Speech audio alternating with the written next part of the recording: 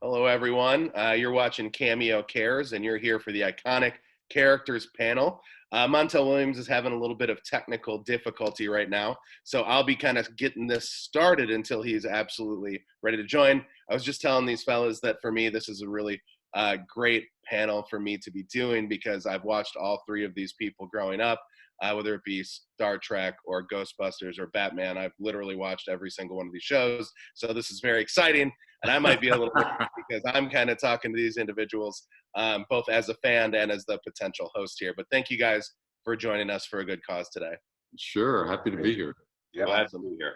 Absolutely. And for everybody that's watching as well, you can always donate in the link below or go to cameo.com and purchase cameos where all proceeds from Cameo are going to COVID relief over the next couple days. So to get this kind of started, I'll kind of ask a general question of all of you because you've all been part of some established franchises over the last 30 years. What is it kind of, when we say iconic character, when we bring out, do you feel that? Do you feel that you guys represent these iconic characters in fandom today? And what's it like to be in that position where, whether it be through Comic-Cons or other things, people relate to these characters so much? And we can start with maybe Jonathan. Well, I've always felt blessed to be part of this Star Trek world. And now, recently, I've been directing the new Star Trek Discovery and Star Trek Picard. So the gift that started giving 33 years ago has sort of resurfaced. And the vision of the show that has inspired so many fans to follow and come to the cons and be so loyal is really Gene Roddenberry's vision of a future in which there is there's no racism, and there's no sexism, and there's no hunger, and there's no greed. And we keep hoping that it's going to come true. And I mean, the Shatner show is 55 years old. So people have been hoping for this vision of the future for half a century, and we're still sticking with it. Yeah. What's it like to revisit? You froze.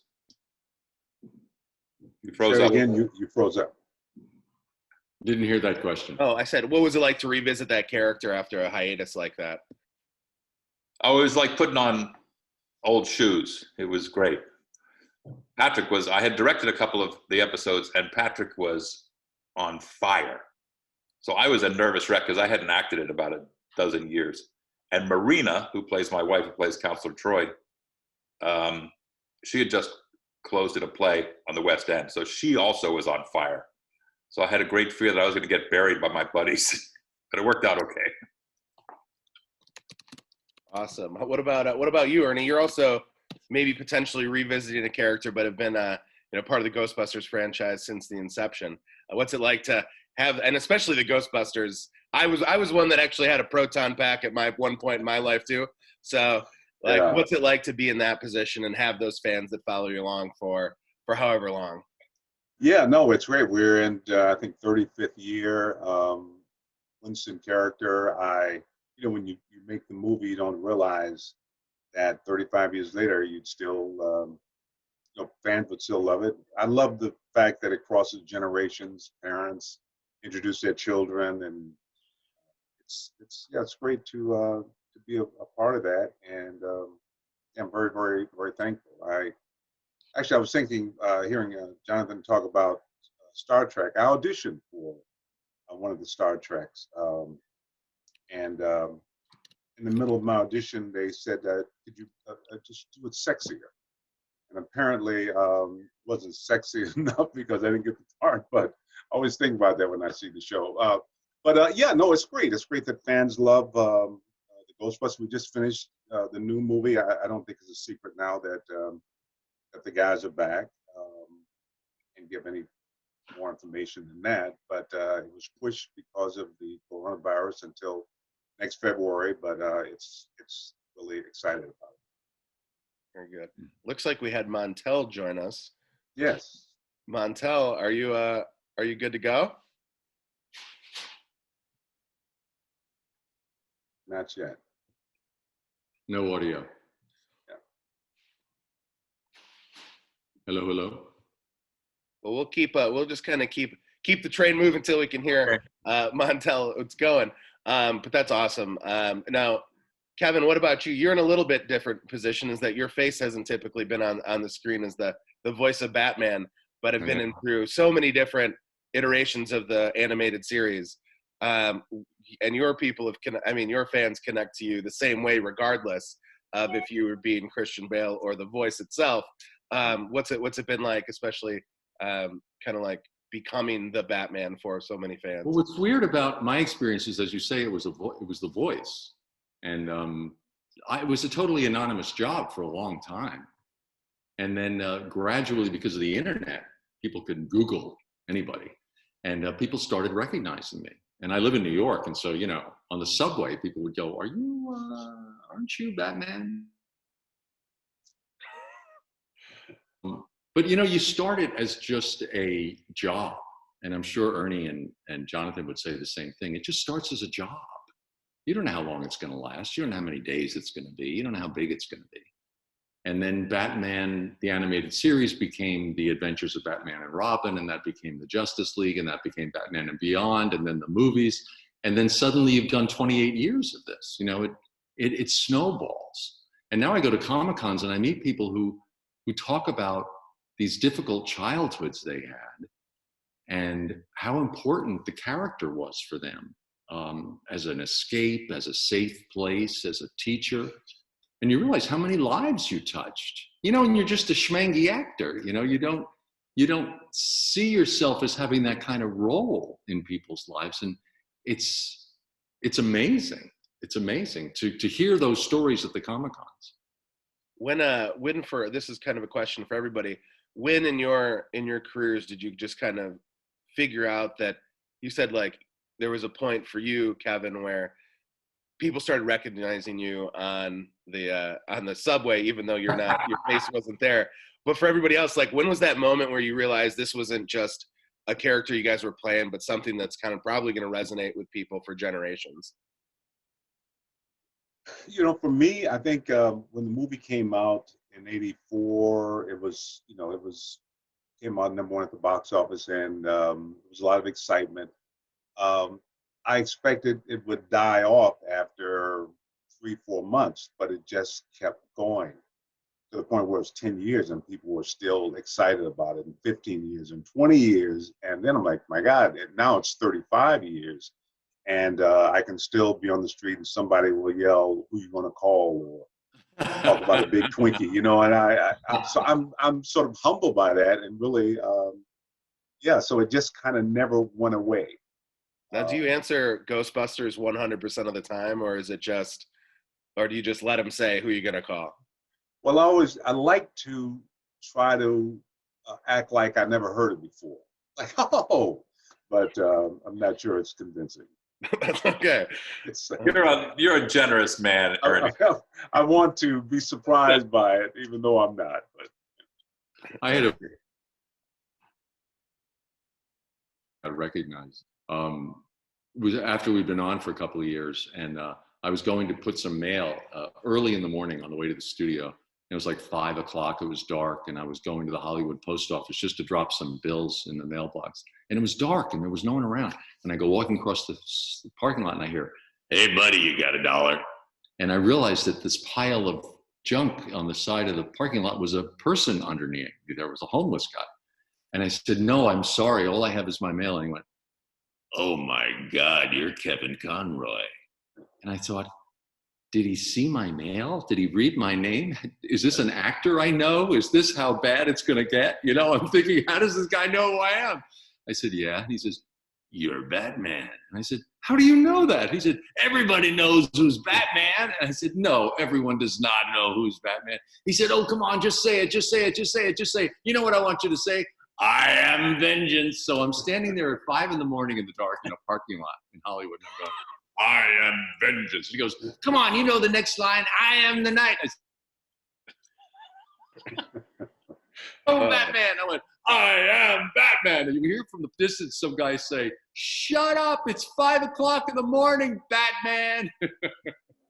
That's great. You know what? There isn't a more Batman thing than being in a dark alley at 5 a.m. So I mean, you kind of nailed it there. Jonathan, what about you? Are there any like moments like that for you? I wasn't aware of the place that Star Trek had in the popular culture until we were well into it. Also, when our show came on in '87, the audience for Next Generation was, how should I say, skeptical, because Lost his audio. they didn't want to have a new. Jonathan, I think you adjusted your mic when you moved your computer. I hope not. Oh, there you go. Now you're good. You're back. We missed that wonderful story, Jonathan. Oh, I was saying that when our show came on in '87, the audience was quite skeptical, to say the least. Somewhat hostile, perhaps. Well, And I was because you were taking the place. early on.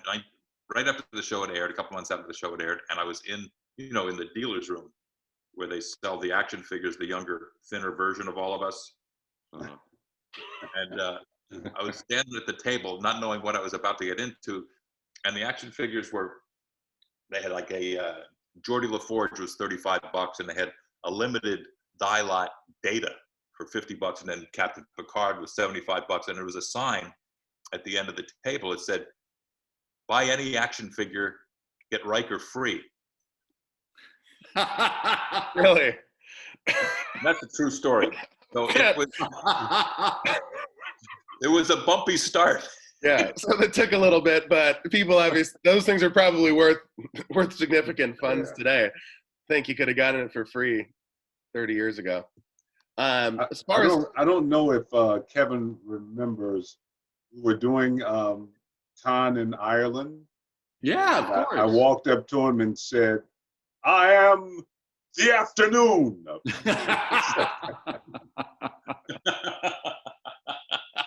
Isn't that Dublin Con wonderful? I love it. And the people were amazing. Aren't they amazing? Really, yeah. you guys were all at the same Dublin Con. I'm sure you guys crossed paths dozens of times. I think it was the first time we actually had time together. But that moment of me being the afternoon was, I think, caught him a little off guard. But I had a great time. Is that what's your number? What are your guys' number one cons that you've been to that just kind of like blew your mind? If you all love Dublin, maybe that's the answer, and I'm taking you down that path already. But are there any others that have been like super outstanding to be a part of? Dublin is really unique because the city is, I think it's 50% under 25. It's one of the youngest cities in Europe, and it's an internet. It's the internet back office for all the European, Microsoft, Google, all those companies have their back offices there. So it's like Seattle. It's very tech savvy. It's very young. There's a great music scene. So, you're walking down the street on the way to the Comic-Con and everyone knows who you are. They're all into animation. They're all into, contemporary culture. It's very young. And so I love the Dublin Con. It's a lot. I do too. Great food too. Fabulous. Hasn't that changed? When I was a kid, my family's Irish. I spent a lot of time in Ireland growing up. What a surprise. Yeah, really. But the food was famously bad. They had the worst food in the world. Everything was boiled beyond belief, And now I go back and it's some of the best. Yeah. Yeah, probably got a couple of Michelin star restaurants over there at this point. Yeah. Well, the thing that I love different cons have different personalities, and you like them. They really do. But that con, what really impressed me and my wife, she was there with me, was I didn't meet one unhappy person. Every single person we met there was just in the best spirits, and it just felt so welcoming. So I really, really love that kind of thing. Yeah. It's awesome. Shifting gears a little bit, obviously as iconic characters, you've probably influenced thousands, if not tens of thousands of people to get involved in the industry as an actor or as a producer or as whatever it might be. Do you guys remember some of your early influences and the kind of people that made you say, oh, this is what I want to do, or this is the path that I want to take because of those people? Yeah, there's always, for me, there's always been, actors, especially, who've done amazing work, and as a kid, I was always so in awe, especially the Western stars, you know, the Gary Coopers and those guys. And it was such a big wish for me that I couldn't even bring myself to have that dream that I might someday be able to do that. And where I find myself now, I'm just so thankful because I don't know, it took me a while to just kind of go, okay, you know what, I can do this. This is where I belong, and to have faith that would become a reality. And just so thankful. But I think early TV, especially when I was a kid, and the movies, I don't know, just yeah. I'm not, it's okay. You don't have to have a specific one person or an answer. Like Gary Cooper comes to mind. I don't know why. It's a cumulative thing. You find something you love, you watch 1,000 of them, and then the result is a great career in this industry. So I felt that way about Gene Hackman. Oh God, yes. I used to watch him, and he's one of those actors, as who you'd never see him acting. You think he's the guy. You think he was the guy in conversation. You think he was the coach in Downhill Racer. And I remember thinking, what a cool job this guy's got. I never see him acting. He's in hundreds of movies. Right. It seemed like such a great dream. I had the same feeling you had, Ernie, of, is this something we could actually dream and then do? Yeah. The Conversation is such an incredible movie. I know. Coppola. Yeah, so great. I think one of the things too. One of the things too about being in this industry, when I first came to Hollywood, I got this TV movie part in it, and it was starring Betty Davis.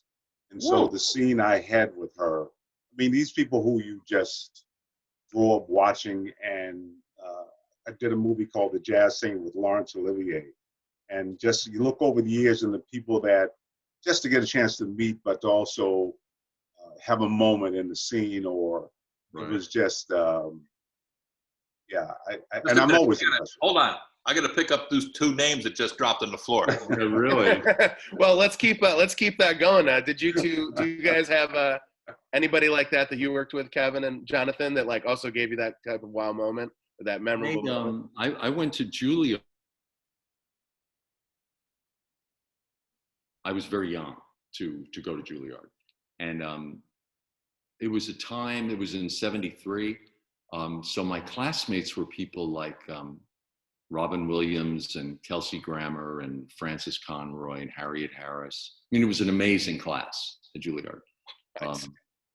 Robin and I ended up sharing an apartment for 2 years. We were roommates. Christopher Reeve was a year ahead of us. Mandy Patinkin was 2 years ahead of us. Kevin Kline and Patti LuPone had just recently graduated. I mean, it was sort of a golden age at Juilliard. It was an amazing time. And I was 17. I was this schmangy kid. I didn't know what I was doing. But I just knew that I had to be there. And I knew that I wanted to be there. And I got a scholarship to go. I mean, it was incredible. But I was working with John Houseman and Alan Schneider, and I mean, Pierre Lefebvre, learning French Mask. I mean, it was a time of just incredible, an explosion of creativity at Juilliard. It was amazing to be there then. I was so lucky. Yeah, those are some names for sure. Yeah, I don't know if I can pick them all up. I'll have to listen to the recording after this for sure. But man, what a time to be there. Jonathan, how about you? I'm speechless. That was a tough follow-up to the. Well, I'm still back with Ernie and Laurence Olivier. Yeah, really, the jazz singer. How old are you? I think there was we weren't going to talk about age. I think that was a thing that we had to sign before getting you guys involved. Yeah, no. Look at him. Black don't crack. Oh, exactly. Well, it's funny too, because we are blessed to be able to people you just admire their work, and then suddenly you're on set with them, and doing this thing, Grace and Frankie, with Jane Fonda and Lily Tomlin. I mean, they're not that much older, But it's just suddenly you look around and you kind of go, wow, this is, I mean, just even meeting you guys, I remember, it just, we're very blessed in that sense. So Yeah. Yeah. Well, what are you guys? You just mentioned one of the shows that you're. What are you guys watching The right now in animated series. quarantine, or Because what's they kind of, got, huh? or what are you guys watching right now? We're all socially isolated. Some of us are all binge watching probably some of your shows right now and or movies. What are you guys watching right now, or what are the things I'm that like so are addicted to interesting you?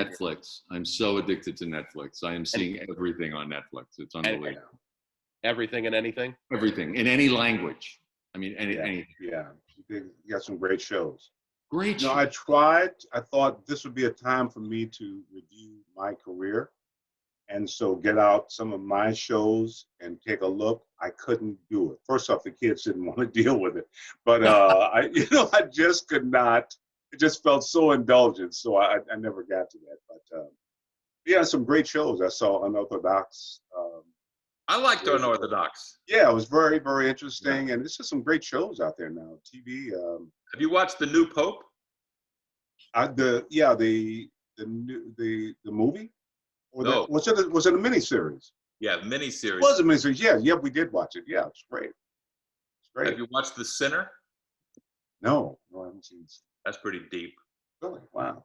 Hello. Hope everybody's writing these down in case they Yeah, haven't. yeah. In case they haven't. Mrs. Maisel, Yeah. Killing Kaminsky, The Comiskey Report's brilliant. well, yeah, there's some great stuff.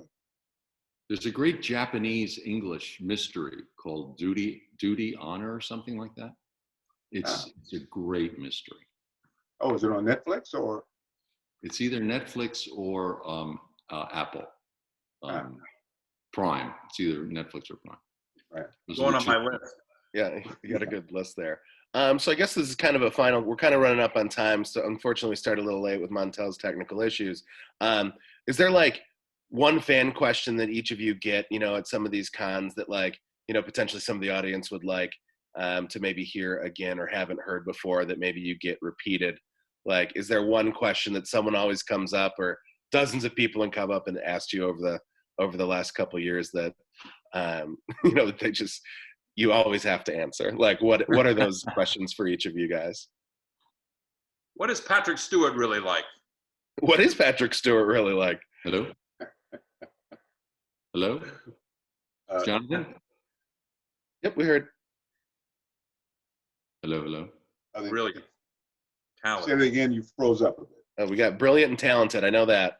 Oh, spectacular, brilliant, talented, generous, funny as hell, and better than ever. Perfect. I think that makes everybody feel really good when they hear that too. You want your heroes to be obviously people that are wonderful, just like you gentlemen. Ernie, Kevin, what about you? Is there one question that you guys get? I always get asked, what's it like to work with Mark Hamill? What's Mark Hamill like? That's a universal question because people love him. People love him. And they love the Joker. His Joker is so insane. And I always tell them he is the most generous, the most giving, the most talented guy to work with. I love him. He makes me a better actor because he gives me so much. But to be in a booth with him is a dangerous place to be because he spits all over you. He gets so into his acting that he's like, woo, Betty. And you're like going, boom, boom, boom. He's just spitting all over the place. He really gets into it. That's a great. good Corona story. Yeah, that's why voice actors are doing their own home. They're doing their own home studios right now for sure.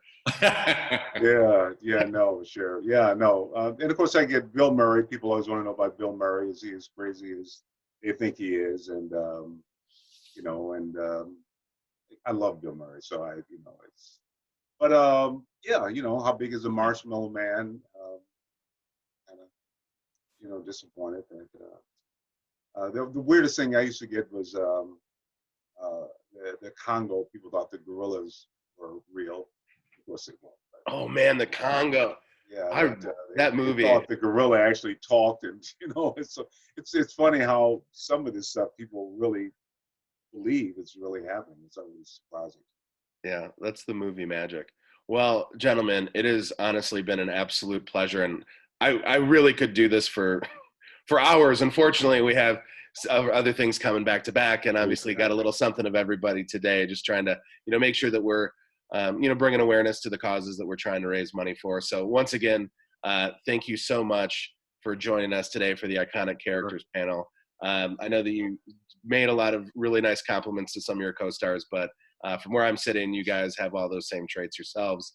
For everybody else, if you could go ahead and take a look below, you can donate to the COVID-19 relief fund that we have set up, or if you would like to also contribute, you can go on to cameo.com and buy cameos today and the last day today only to help generate as much as we possibly can for COVID-19 relief efforts. So once again, thank you, gentlemen, for joining us.